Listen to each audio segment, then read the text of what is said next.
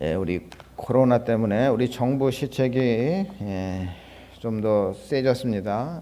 그래서 우리 찬양단들 우리가 제자리에서 찬양했고요. 또 마스크를 쓰고 찬양을 했습니다.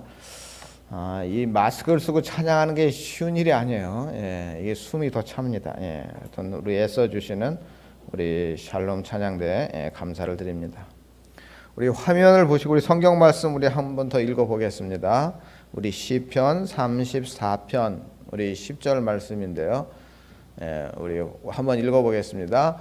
젊은 사자는 궁핍하여 줄일지라도 여호와를 찾는 자는 모든 것에 부족함이 없으리로다. 모든 좋은 것에 부족함이 없으리로다. 그 다음 더 있습니다. 너희가 악한 자라도 좋은 것으로 자식에게 줄 줄 알거든 하물며 하늘에 계신 너희 아버지께서 구하는 자에 좋은 것으로 주시지 않겠느냐.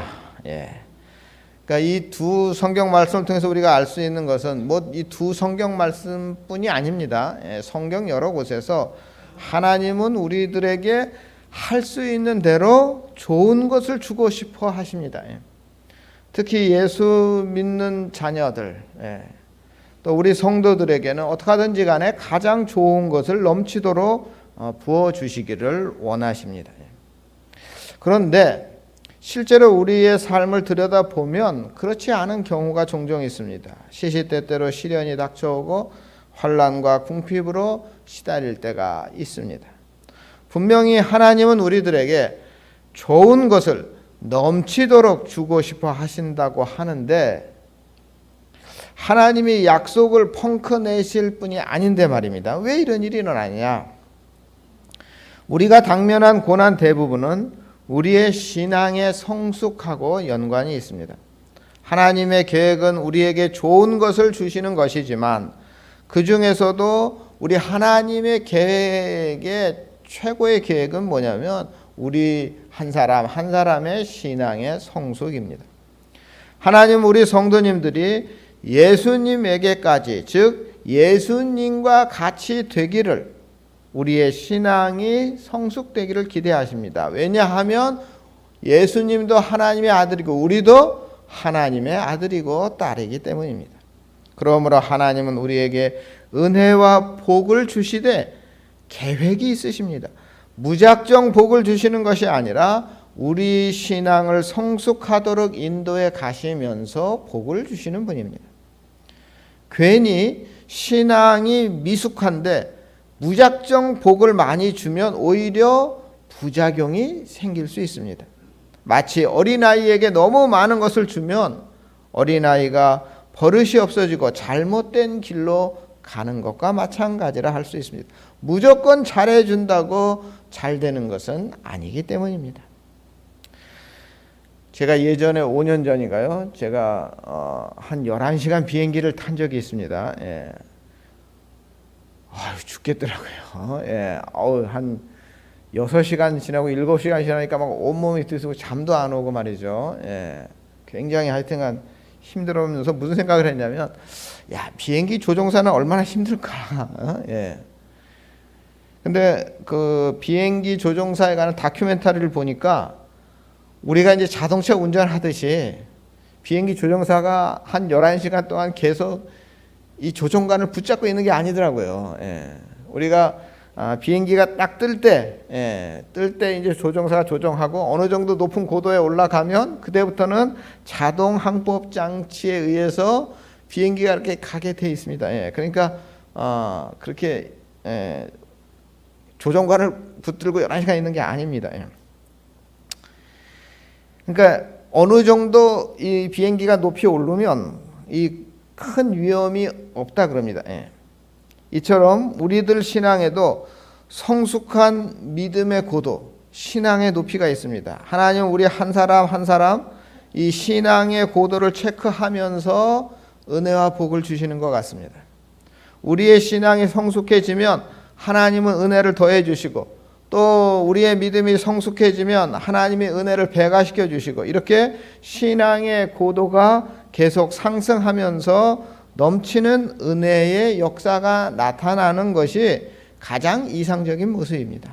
그런데 우리의 신앙의 고도가 이렇게 올라갈 때도 있지만 하강, 이렇게 내려갈 때도 있단 말입니다. 예. 말하자면 우리의 신앙에도 기복이라는 게 있습니다. 예. 올라갈 때도 있고 내려갈 때도 있습니다. 이건 누구에게나 다 마련입니다. 예. 목사인 저도 이게 올라갈 때가 있고요. 예. 내려갈 때가 있고 그렇습니다. 예. 그러니까 신앙의 고도가 상승하다가 갑자기 또 곤두박질 치며 하강할 때도 있습니다. 예. 이렇게 우리의 신앙이 이렇게 하강을 하면 하나님께서는 몹시 안타까워하십니다. 그래서 잠시 은혜를 거두시거나 우리에게 시련을 주시면서 우리가 다시 신앙을 점검하고 우리가 다시 상승할 수 있도록 인도해 주십니다. 오늘 본문에 보면 야곱이 등장합니다. 야곱의 생애를 관찰해 보면 신앙의 고도 상승과 하강의 모습을 우리가 볼 수 있습니다.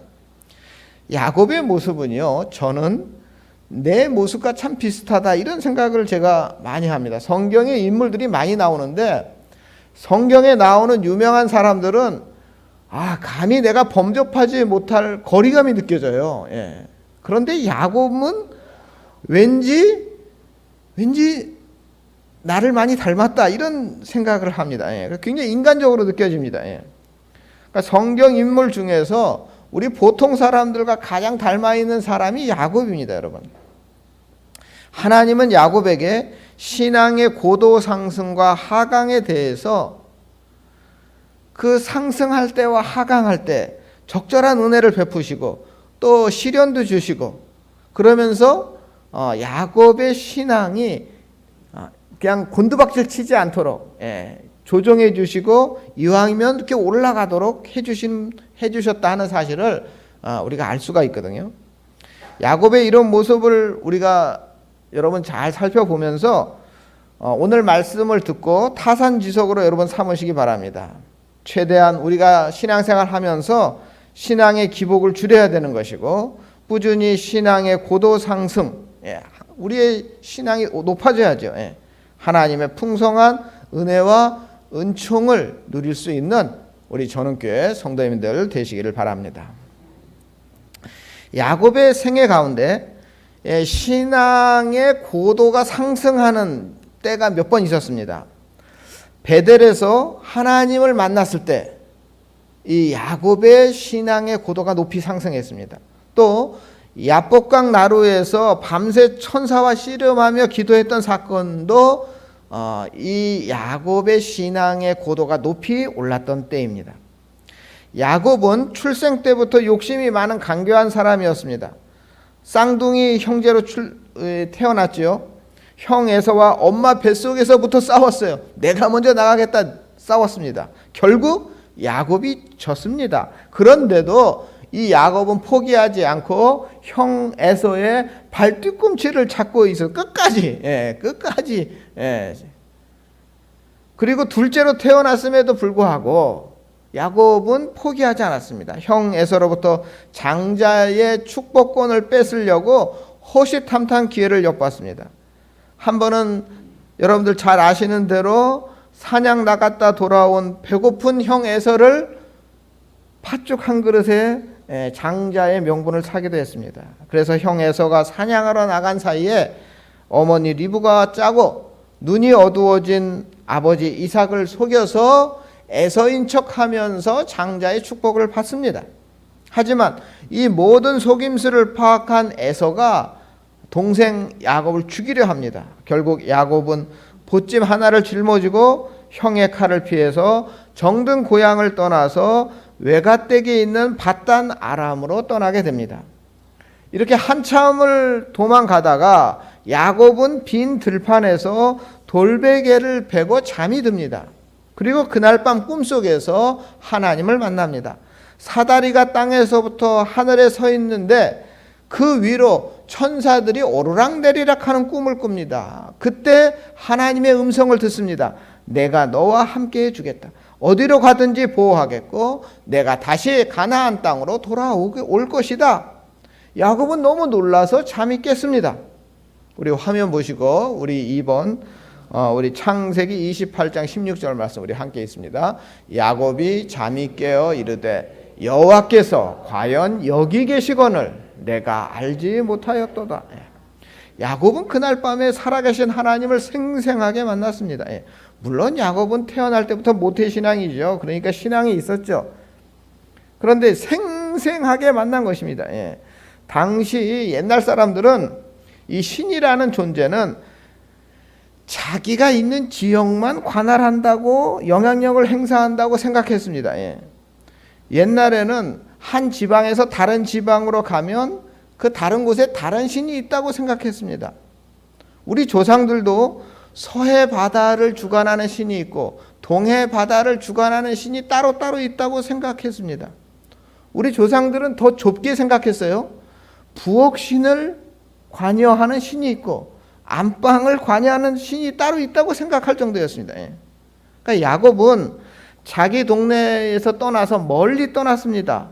정말 광야, 사막 아무것도 없는 데입니다. 이제 하나님이 나와는 함께 한다고 생각하지 못했습니다. 그런데 하나님이 이 광야, 이 사막까지 나타나셨으니 얼마나 고맙고 감사하고 감격스럽겠습니까? 그래서 야곱은 꿈에서 깨어서 그곳의 이름을 베델, 하나님의 집이다 이렇게 명명합니다. 야곱은 베델에서 하나님을 만나고는 그만 그 신앙의 고도가 높이 상승합니다. 그래서 담대한 마음으로 바단 아람으로 갑니다. 외삼촌 라반의 집에서 살게 되었습니다. 그곳에서 열심히 일도 하고 결혼도 하고 가정을 꾸리게 됩니다. 그런데 문제는 이 삼촌 라반이 얼마나 간교한지 야곱보다 더 간교했습니다. 품삯도 제대로 주지 않죠. 정말 야곱을 얼마나 알뜰살뜰하게 부려먹는지 정말 힘들고 고생스러웠습니다. 하지만 야곱은 베델에서 만난 하나님이 나와 함께 하심을 믿고 그 모든 고생을 인내합니다. 그리고 지혜롭게 처신합니다. 결국 20년 만에 대가족을 이루고 외삼촌 라반보다 더 큰 부자가 됩니다. 이처럼 바단 아람의 은총은 베델에서 야곱의 신앙의 고도가 높이 상승한 결과임을 알 수가 있습니다. 이처럼 하나님은 신앙의 고도가 올라갈 때, 신앙의 수준이 높아질 때, 성숙할 때 더 큰 은혜와 복을 주시는 분입니다. 20년이 지나자 하나님은 야곱에게 가나안으로 돌아가라고 명령하십니다. 하나님의 지시를 받은 야곱은 순종했고 결단했습니다. 마침내 가나안을 향해 출발합니다. 그런데 막상 가나안 땅에 다 왔습니다. 요단강만 건너면 됩니다. 그런데 걱정스러운 소식이 들려옵니다. 20년 전에 그 원한을 풀지 못한 형 에서가 무장한 군인 400명을 데리고 동생을 공격하러 온다는 소식을 들었습니다. 옛날에는 혼자 몸이었습니다. 죽어도 혼자만 죽으면 됩니다. 그런데 이제는 대가족입니다. 더 불안할 수밖에 없었습니다. 야곱은 요단강의 지류인 압복강 나루에서 불안한 밤을 보냅니다. 그때 야곱의 신경이 어떠했는지 짐작하게 해주는 구절이 창세기 32장 7절인데 야곱이 심히 두렵고 답답하여 이렇게 말하고 있습니다. 한마디로 죽을 맛이다 이런 표현이죠. 인간적으로 아무 방법이 없습니다. 막다른 골목입니다. 그때 어떤 사람이 나타났어요. 그 사람이 천사였습니다. 야곱은 천사와 밤새 씨름하다가 허벅지 관절 환도뼈가 어긋나고 말았습니다. 이제는 정말 이도 저도 못하는 신세가 되었습니다. 그러자 야곱은 죽기 살기로 기도했고 결국 하나님의 큰 은혜를 받습니다. 천사가 그래서 야곱에게 새로운 이름을 주지요. 이스라엘이라고 새로운 이름을 바꿔줍니다. 야곱은 무슨 뜻입니까? 발꿈치, 뒷발꿈치를 잡은 자 이런 뜻입니다. 속이는 자 이런 뜻입니다. 반면에 이스라엘은 하나님과 겨루어 이겼다 하는 뜻입니다. 좀 더 정확하게 해석하자면 야곱이 이긴 것이 아니고 하나님이 져준 것이죠.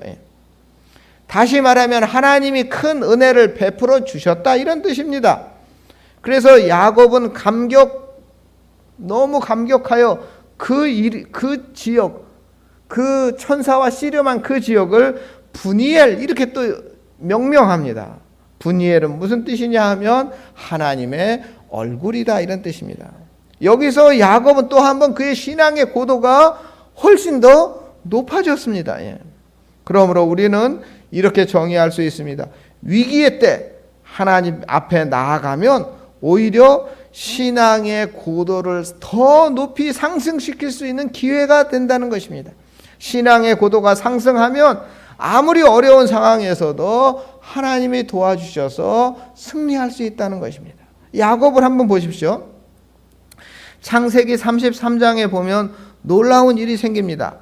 야곱이 에서와 상봉하는 장면이 나옵니다.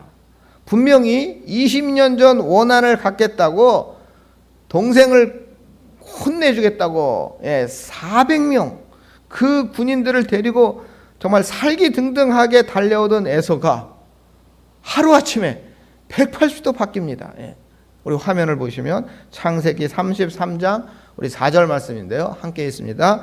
에서가 달려와서 그를 맞이하여 안고 목을 어긋 맞추어 그와 입 맞추고 서로 우니라. 원수를 갚는 장면이 연출되는 것이 아니라 완전히 이산가족 상봉의 장면으로 바뀌게 됩니다. 과거의 모든 원한이 눈누듯이 사라졌습니다. 눈물을 흘리며 서로 얼싸안고 서로 야단입니다. 야곱은 그렇게 밤새도록 불안에 떨며 두려워했는데 단숨에 하나님께서 모든 것을 해결해 주신 것입니다. 여기서 우리는 중요한 원리를 발견할 수 있습니다. 우리의 신앙의 고도가 높아지면, 상승하면, 우리의 믿음이 성숙되면 우리를 괴롭히던 모든 문제의 순간, 모든 문제들이 한순간에 해결될 수 있는 것입니다. 마치 이런 겁니다. 여러분 비행기 타보시면요, 비행기 탈 때는 비가 왔다 하더라도 조금만 지나면은 구름 위로 비행기가 올라가지 않습니까? 비행기가 구름 위로 올라가면 언제 비가 왔느냐? 그렇게 해가 쨍쨍이고 그 구름이 그 비행기 밑에 보이지 않습니까? 청명한 하늘을 보게 됩니다. 그러므로 무슨 문제가 있든지 우리가 어려울 때 우리가 하나님께 다가가야 되고, 어려울 때 우리의 믿음이 상승곡선을 타야 됩니다. 우리의 믿음이 성숙해야 됩니다. 우리의 신앙의 고도가 높아져야 됩니다. 영적인 고도를 높여야 우리가 승리할 수 있는 것입니다.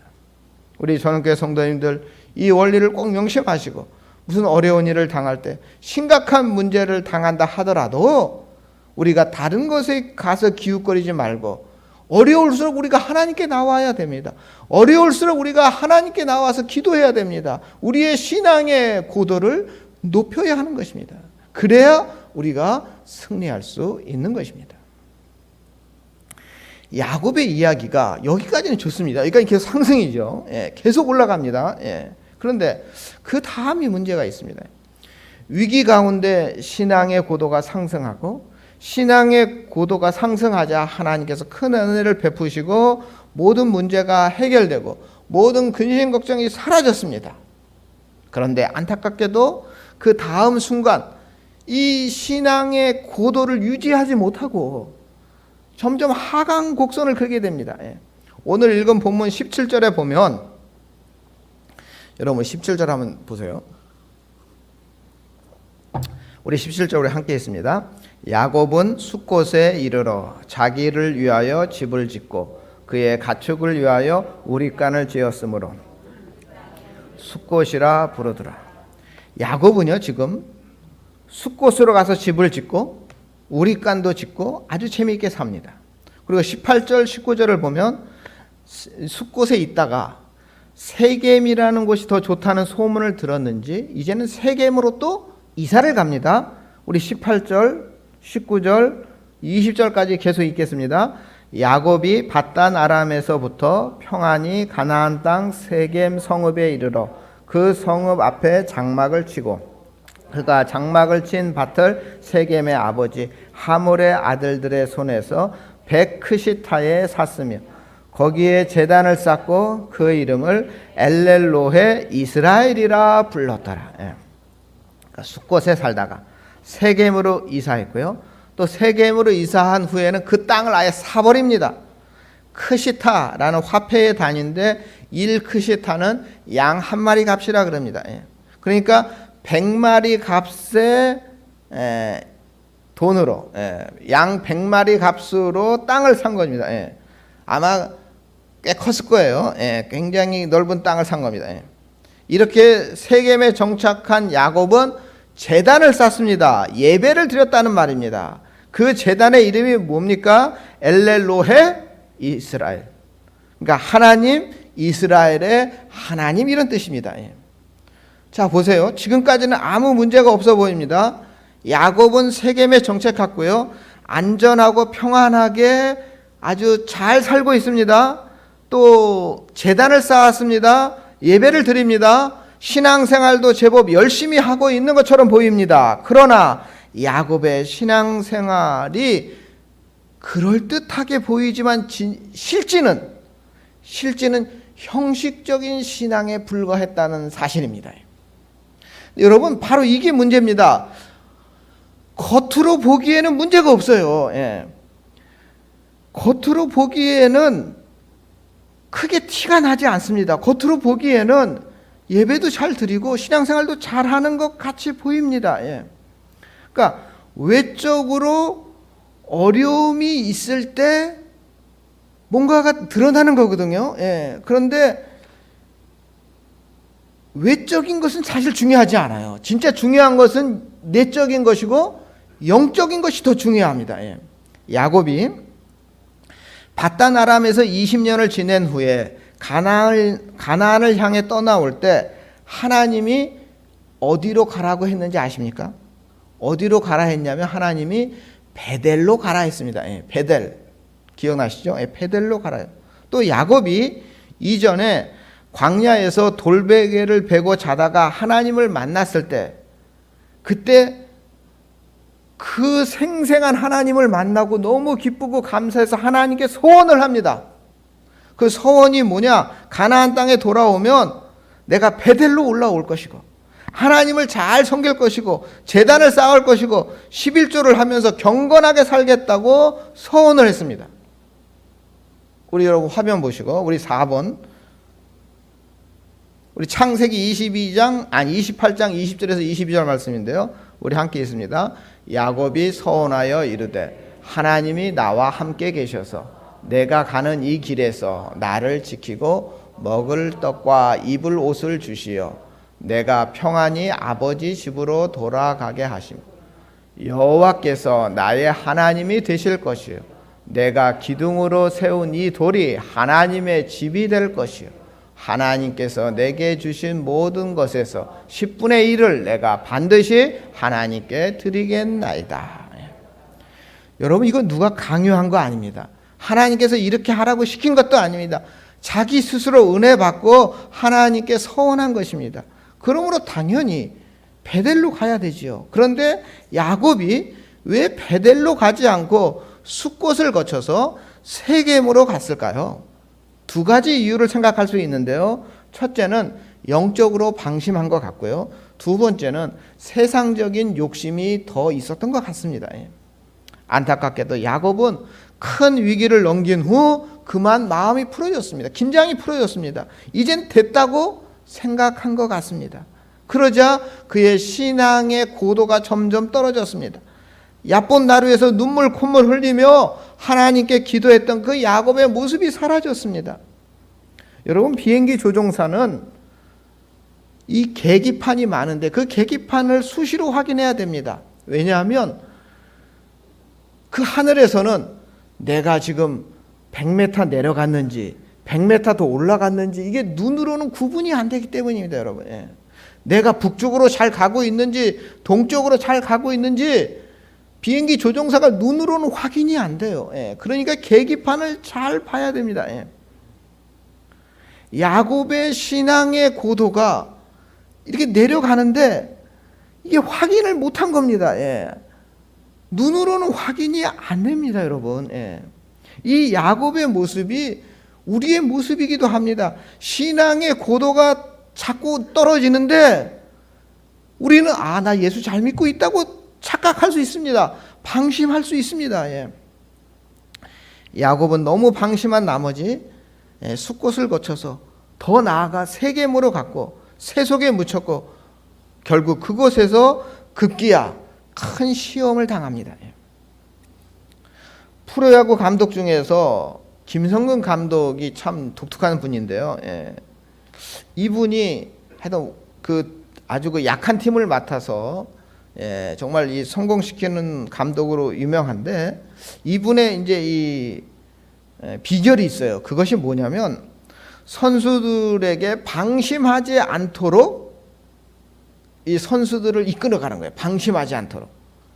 김성근 감독님은 방심이나 자만심이 프로야구 선수에 있어서 가장 큰 적이라고 생각합니다.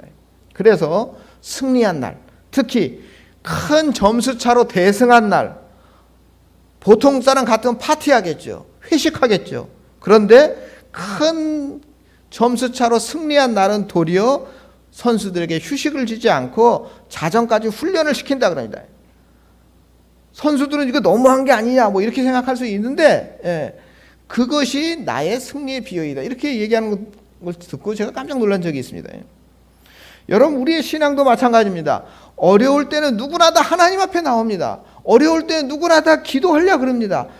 울고불고 기도합니다. 그러다가 하나님의 은혜로 살만하면 우리의 신앙의 고도가 높이 오르고 난 다음에는 그만 방심합니다. 그럼 방심하면 이 고도가 떨어지는 게 순식간입니다, 여러분. 그렇기 때문에 고린도전서 10장 12절에 선줄로 생각하는 자는 넘어질까 조심하라 말씀하는 것입니다. 여러분, 자전거 타는 걸 한번 생각해 보십시오. 우리 신앙생활은 자전거 타는 것과 꼭 같습니다. 계속 페달을 밟아야 됩니다. 멈추면 넘어집니다. 야곱은 세상의 욕심 때문에 세겜으로 나아갔고 세겜에서 정착했습니다. 야곱은 이미 부자예요. 그런데 그 세겜이라는 도시가 더 좋아 보였고 내가 더 큰 부자가 될 수 있을 거라 생각한 것 같습니다.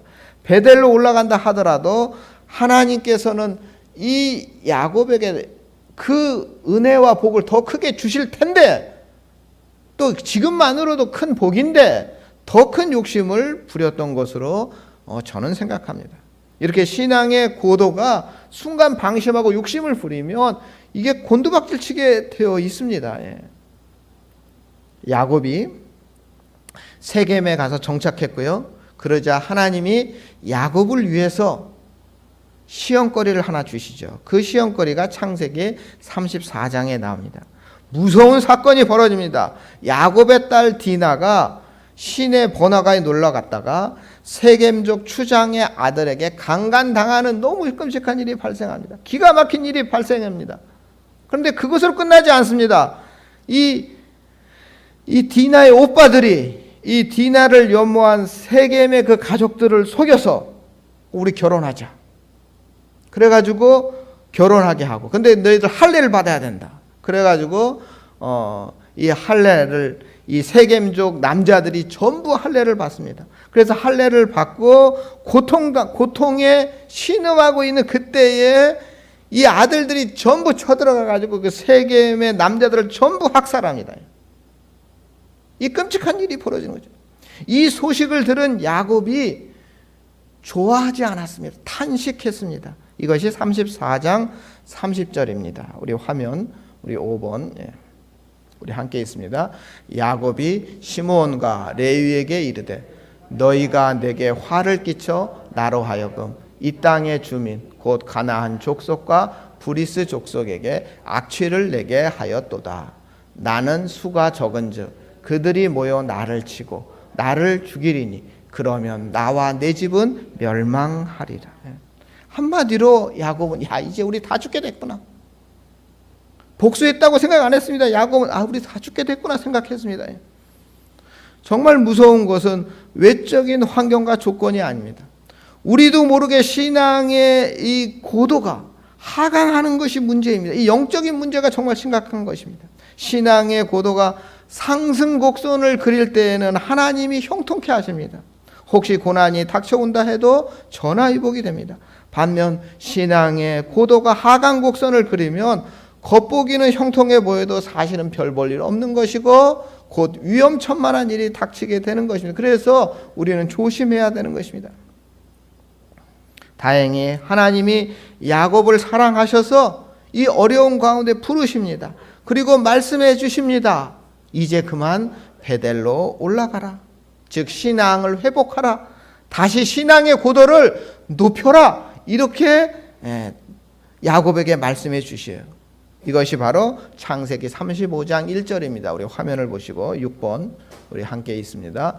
하나님이 야곱에게 이르시되 일어나 베델로 올라가서 거기서 거주하며 하나님께 거기서 제단을 쌓으라 하신지라. 베델로 올라가라. 이 말씀을 들은 야곱은 모든 것을 다 포기하고 짐을 싸서 떠납니다. 야곱이 결단하고 순종하고 베델로 향하니까 놀라운 일이 발생합니다. 우리 7번 우리 화면 보시겠습니다. 그들이 떠났으나 하나님이 그 사면 고을들로 크게 두려워하게 하셨으므로 야곱의 아들들을 추격하는 자가 없었더라. 어마어마한 사건을 일으키고 도망갔어요. 도망하는데 추격하는 자가 하나도 없었습니다. 왜? 하나님이 막아주셨기 때문입니다. 하나님이 사방을 두렵게 만들고 추격하지 못하도록 막아주셨습니다. 이처럼 우리가 살면서 가장 안전한 곳은 하나님의 품 안입니다. 무슨 일을 만나도 하나님께 피하면, 하나님을 향해 우리의 신앙의 고도를 높이면 모든 것은 다 해결되게 되어 있습니다. 결국 야곱은 베델로 가서 하나님께 제단을 쌓고 거기서 하나님께 예배를 드립니다. 그리고 그 예배를 드리고 그 제단 이름을 엘베델이라 불렀습니다. 엘베델은 베델의 하나님이다 이런 뜻입니다. 즉 베델의 하나님이다 라고 하는 것은 바로 이 야곱의 신앙 고백인 것이죠. 베델의 하나님을 내가 이제는 하나님만 섬기겠습니다 이런 고백이죠. 이렇게 베델로 올라간 야곱은 다시 그의 신앙의 고도를 높였고 이제 그의 인생은 다시금 형통케 된 것이죠. 눈앞에 있는 것이 문제가 아닙니다. 눈에 보이지 않는 영적인 상태가 더 큰 문제인 것입니다. 신앙의 고도가 과연 얼마인가 여러분 잘 살펴보셔야 됩니다. 하나님을 향해 내가 상승 곡선을 그리고 있느냐 아니면 하강 곡선을 그리고 있느냐, 이것이 중요한 것입니다. 저는 목사로서 코로나로 인하여 우리 성도님들의 신앙이 하강 곡선을 그릴까 가장 걱정이 됩니다. 정부가 나서서 주변에 많은 사람들이 예배 드리는 것을 문제시하고 신앙의 하강 곡선을 막 재촉하는 것 같아요. 참 안타깝습니다. 지금의 이 사태가. 지금 이 시간 여러분들 스스로 내 신앙의 고도가 어떠한가 한번 점검해 보시기 바랍니다. 내가 지금 세겜에 있는 것은 아닌가? 내가 베델에 있는가? 내가 세겜에 있는가? 만약 세겜에서 내가 신앙의 하강 곡선을 그리고 있다면 다시 베델로 우리의 신앙의 곡선을 다시 올려야 되는 것입니다. 신앙의 고도를 우리가 높여야 되는 것입니다. 그래서 다시금 하나님을 생생하게 만나서 하나님의 은혜와 은총을 경험하고 날마다 승리하는 우리 전주 전원교회 성도님들 다 되시기를 주님의 이름으로 축원합니다. 사랑과 은혜가 충만하신 하나님, 현재 우리의 신앙의 고도가 어떤지 하나님 살펴보게 하여 주시옵소서. 선줄로 생각하는 자는 넘어질까 조심하라 하는 말씀처럼 우리의 신앙의 고도가 하강하지 않도록 우리의 믿음을 붙들어 주시고 우리의 신앙의 고도가 점점 더 높이 상승하게 하여 주시옵소서. 야곱과 같이 하나님을 생생하게 만나게 하여 주시옵소서. 하나님의 은혜와 은총을 우리가 충분히 경험하게 하여 주시고 날마다 승리하는 우리 전주 전원교회 성도님들 되게 하여 주시옵소서. 예수님의 이름으로 기도드립니다. 아멘. 우리 344장 찬양드리겠습니다.